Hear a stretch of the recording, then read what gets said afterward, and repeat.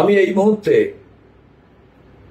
সর্বভারতীয় কংগ্রেস কমিটির যে অধিবেশন, সেই অধিবেশন চলার সময় আমি জানতে পারলাম চাকরিহারা যে সমস্ত আমাদের ভাই বোনেরা তারা আজকে গিয়েছিলেন শিক্ষা দপ্তরের একটি জায়গায়। সেই জায়গাটি হলো কসবা। সেখানে তারা জানতে চেয়েছিলেন যে আমাদের যে এই চাকরি হারিয়ে গেল, এই চাকরি যে আমাদের সবার চলে গেল, এই ব্যাপারে তারা কথা বলতে গেছে।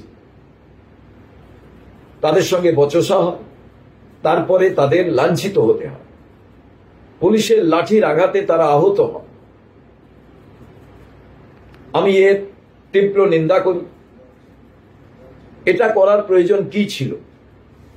তার কারণ নেতাজি ইন্ডোর স্টেডিয়ামে মাননীয় মুখ্যমন্ত্রী মহাশয়া তিনি এই সমস্ত চাকরিহারা ভাই বোনের সঙ্গে কথা বলবেন। দীর্ঘক্ষণ ধরে আলোচনা হলো। তারপরে এই ছেলে মেয়েরা যদি এই রাজ্য সরকারের শিক্ষা দপ্তরের কোনো একটি জায়গায় গিয়ে কিছু জানতে চান, তাদের বাধা দেওয়া হবে কেন? রাজ্য সরকার, মুখ্যমন্ত্রী নিজে নেতাজি ইন্ডোর স্টেডিয়ামে বলেছেন আমরা সহানুভূতির সঙ্গে বিষয়টি দেখব। তারপরেও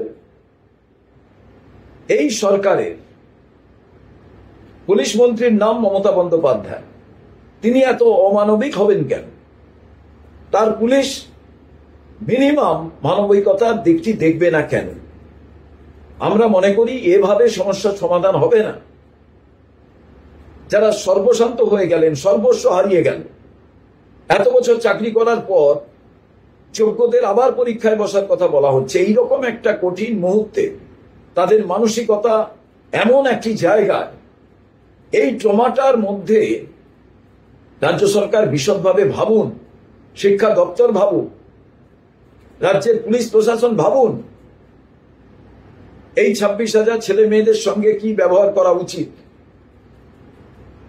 ওরা যদি কোনো জায়গায় ওদের পেশেন্স লুজ করে, তাহলে সরকার যেন না করে।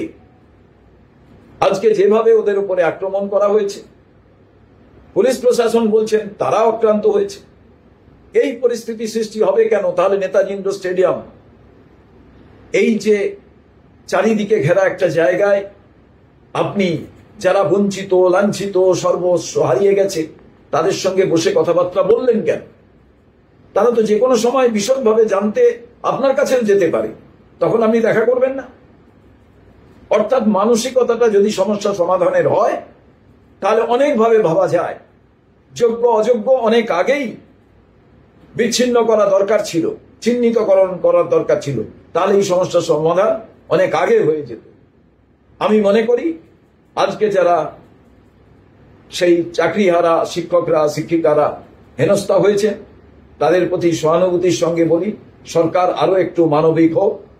পুলিশ প্রশাসনের কাছে বলবো আপনারা এটা একেবারে হিউম্যানিটেরিয়ান গ্রাউন্ড নয়, ভেবে দেখুন আপনার চাকরিতেও যদি এইরকম ঘটনা ঘটে আপনি কি ব্যবহার করতেন, সেই ব্যবহারটাই আপনি ওদের সঙ্গে করুন। এটাই আমার আবেদন।